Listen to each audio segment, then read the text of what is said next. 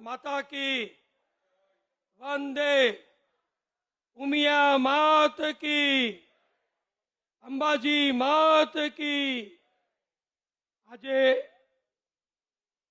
સમગ્ર દુનિયાના કડવા પાટીદારોના કુળદેવી શ્રી ઉમિયા માતાજીના મંદિરના અનેક મહોત્સવો આપણે જે ઉજવ્યા છે એમાં આજે એક નવીન પ્રકારનો મહોત્સવની શુભ શરૂઆત આપણે અહીંયા હજારો લોકોની ઉપસ્થિતિમાં માનનીય મુખ્યમંત્રી શ્રી ભૂપેન્દ્રભાઈ પટેલના વરદ હસ્તે કરી રહ્યા છીએ। એ પ્રસંગે આપણને સહયોગ આપવા માટે, માર્ગદર્શન, મદદ અને આશીર્વાદ આપવા માટે આ ધજા મહોત્સવના શુભારંભ માટે અને દાતાશ્રીઓના સન્માન માટે આપણી વચ્ચે પધારેલા માનનીય મુખ્યમંત્રી શ્રી ભૂપેન્દ્રભાઈ પટેલ, આપણા સમાજના પ્રમુખ, લશ્કરોઈના ધારાસભ્ય, અમારા સૌના વડીલ અને કરોડો રૂપિયાનું દાન જેમના દ્વારા સમાજની અને અન્ય સમાજોની વિવિધ સંસ્થાઓને અત્યાર સુધી આપવામાં આવ્યું છે એવા મુરબ્બી શ્રી બાબુભાઈ જમનાદાસ પટેલ, આજના પ્રસંગમાં જેમણે મુખ્ય કામગીરી દાતા તરીકે, યજમાન તરીકે સંભાળી છે એવા માનનીય શ્રી બાબુભાઈ ખોરજવાળા, જેઓ અમારા કડીના જમાઈ છે। સોમનાથ ગ્રુપ ખૂબ મોટી કામગીરી એમની થાય છે અને તેઓ પણ દરેક જ્ઞાતિ, જાતિ, સમાજના ધાર્મિક, સામાજિક, શૈક્ષણિક, આરોગ્ય વિષયક અનેક સંસ્થાઓમાં અત્યાર સુધી કરોડોનું દાન આપી ચૂક્યા છે એવા મુરબ્બી શ્રી બાબુભાઈ સોમનાથવાળા, આપણા સૌના દાતાશ્રી વડીલ અને મોરબી સૌરાષ્ટ્રનું પ્રતિનિધિત્વ કરતા અને જે આપણે મુખ્ય યજ્ઞ કર્યો, મહોત્સવ કર્યો એના પણ જે દાતા હતા એવા શ્રી ગોવિંદભાઈ વરમોરા, આજે આપણી વચ્ચે ઉપસ્થિત ધારાસભ્ય શ્રી કિરીટભાઈ, સંસદ સભ્ય શ્રી હરિભાઈ, મહેસાણાના ધારાસભ્ય શ્રી મુકેશભાઈ અને મંચ ઉપર બિરાજમાન સંસ્થાના સૌ દાતાશ્રીઓ, વડીલો, જેમનું સન્માન થયું એવા સૌ ઉદાર દિલ, ભામાશા એવા દાતાશ્રીઓ, પધારેલા સૌ વડીલો, ભાઈઓ, માતાઓ અને બહેનો, આજે મને આનંદ છે કે આપણા ઉમિયા માતા ઊંઝાના આંગણે એક ધર્મ ધજા મહોત્સવની આપણે શુભ શરૂઆત માનનીય ભૂપેન્દ્રભાઈના વરદ હસ્તે કરી રહ્યા છીએ।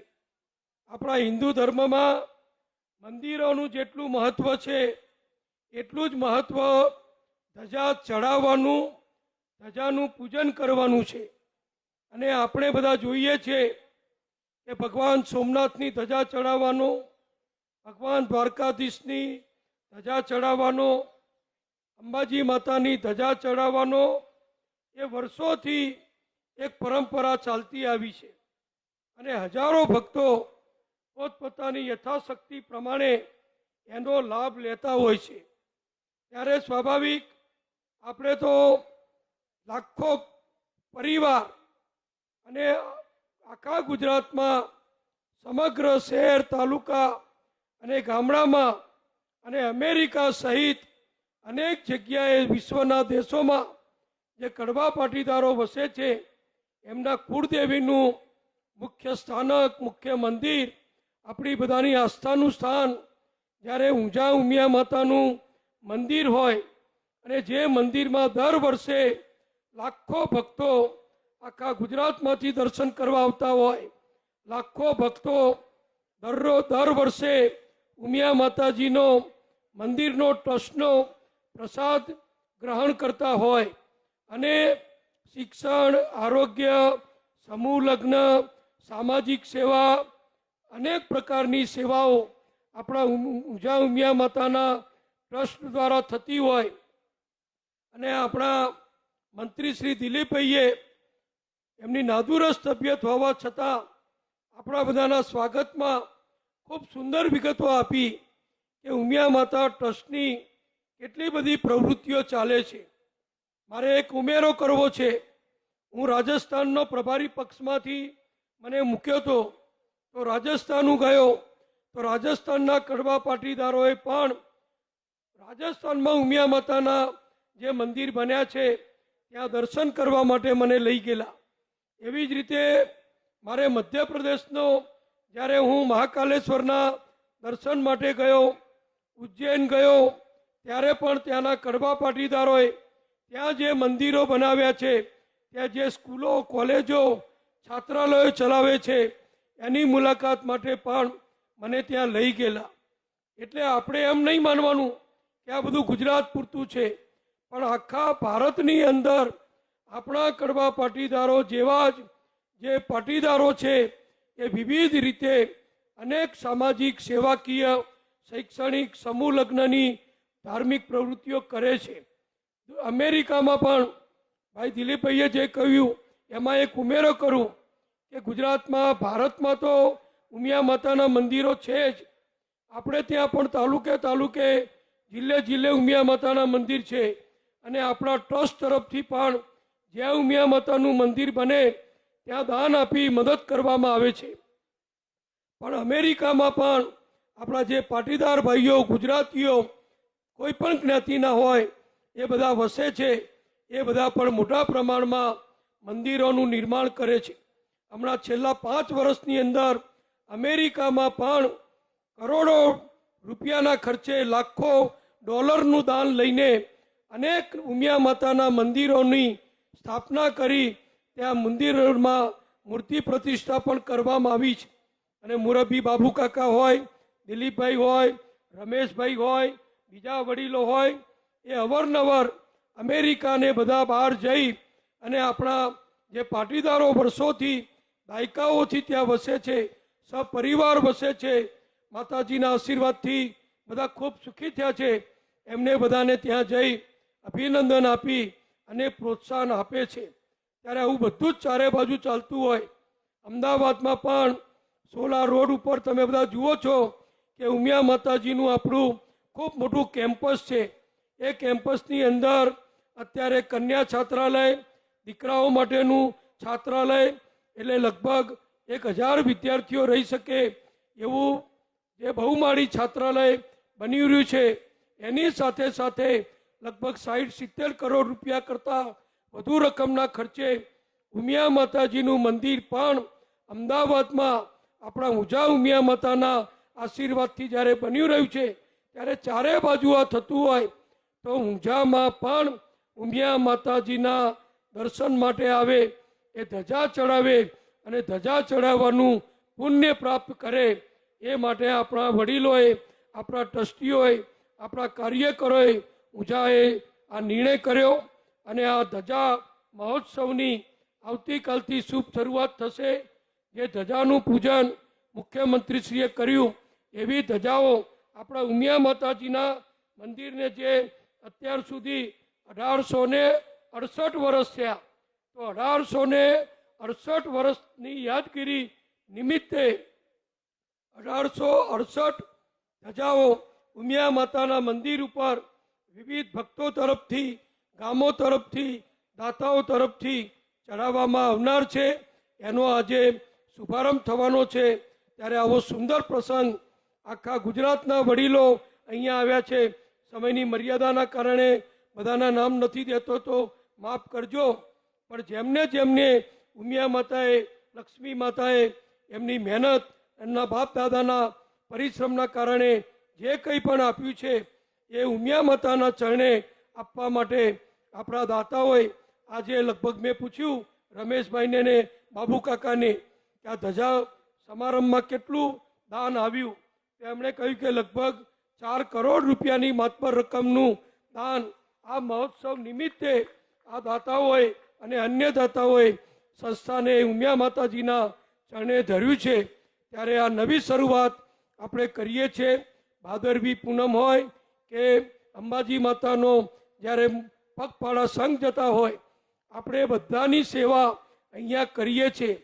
કોઈ પણ જ્ઞાતિ જાતિ સમાજ બધા અહીંયા થઈને જ આગળનો પ્રવાસ પછી અંબાજી જતા હોય કે બીજે ક્યાંય પણ જાત્રાએ જતા હોય, ઉમિયા માતાના મંદિરે દર્શન કરવા, માતાજીનો પ્રસાદ ગ્રહણ કરવો. અને ગુજરાત સરકારે આપણને એક મોટું વિશાળ અહીંયા જે યાત્રાધામ બની આપ્યું છે, એ યાત્રાધામમાં પણ પગપાળા સંઘવાળા ઉતારો કરતા હોય છે અને ઊંઝાના ભાઈ બહેનો એમની સેવા કરતા હોય છે. ત્યારે બધું જ્યારે થતું હોય ત્યારે એક નવું શરૂઆત, શુભ શરૂઆત આજે આપણે આ ધ્વજા મહોત્સવથી કરી રહ્યા છે.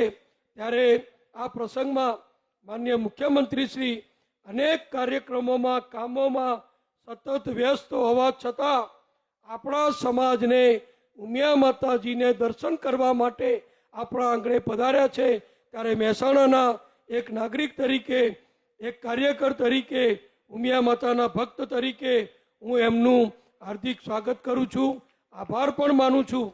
અને આપણને ગુજરાત સરકારની જ્યારે જ્યારે જરૂર પડી ત્યારે સરકારે આપણને ખૂબ મદદ કરી છે.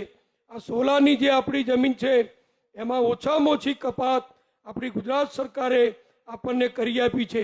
વિશ્વ ઉમિયા ધામ જે બને છે એમાં પણ કપાત કરવામાં આપણને ઓછી કપાત કરવાનો લાભ ગુજરાત સરકારે આપ્યો છે.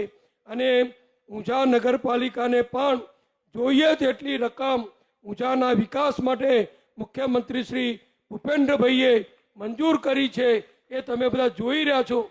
એટલે ઉમિયા માતાના આશીર્વાદથી બધું જ સારું થતું હોય ત્યારે આપણે પણ માન્ય નરેન્દ્રભાઈનું જે સૂત્ર છે, સૌનો સાથ, સૌનો વિકાસ, સૌનો વિશ્વાસ અને સૌનો પ્રયાસ, એ પ્રમાણે કાર્યરત થઈ માન્ય ભૂપેન્દ્રભાઈને પણ હંમેશા દરેક કામોની અંદર આપણે બધા સહયોગ કરીએ અને તેઓ ખૂબ સફળ થાય, ખૂબ લોકપ્રિય તો છે જ. આવા મુખ્યમંત્રી હું નથી માનતો આપણને મળે, હસતા ને હસતા, કોઈ દિવસ નારાજ નહીં. એમને ગુસ્સે કરે એને હું ઇનામ આપીશ. બોલો, કોઈ મુખ્યમંત્રી ગુસ્સે ના કરી શકે. ગમે તેવો નારાજ આવ્યો હોય, ગમે તેવો ગુસ્સાથી આવ્યો હોય, પણ મુખ્યમંત્રીને મળે એટલે બધા ઠંડા થઈ અને હસતા હસતા બહાર જાય છે. એમનામાં જાદુ છે. હમણાં ડોક્ટરોએ હડતાલ પાડી હતી સ્ટાઇપન્ડ વધારવા માટે. મને આરોગ્ય મંત્રી હતો એટલે મને ચિંતા હતી કે આટલા બધા દર્દીઓ સરકારની હોસ્પિટલમાં લાખો દરરોજ આવતા હોય અને હડતાલ હશે તો ચિંતા થશે.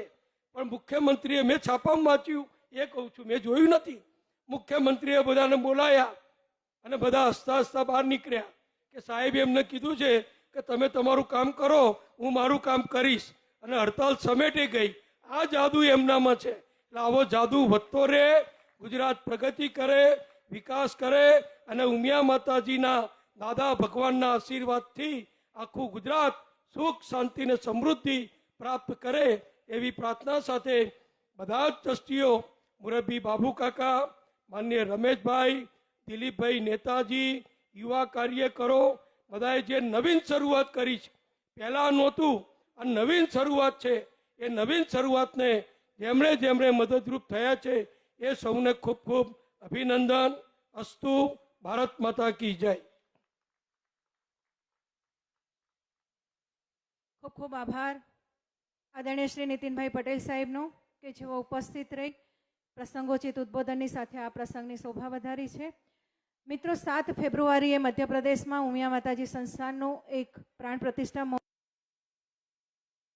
કાર્યક્રમની આગળની રૂપરેખા તમને કહી દઉં છું. આગળ હવે આપણા અધ્યક્ષશ્રીનું ઉદ્બોધન આવશે, ત્યારબાદ માનનીય મુખ્યમંત્રી સાહેબનું ઉદ્બોધન, ત્યારબાદ આભાર વિધિ અને પછી અહીંથી માનનીય મુખ્યમંત્રી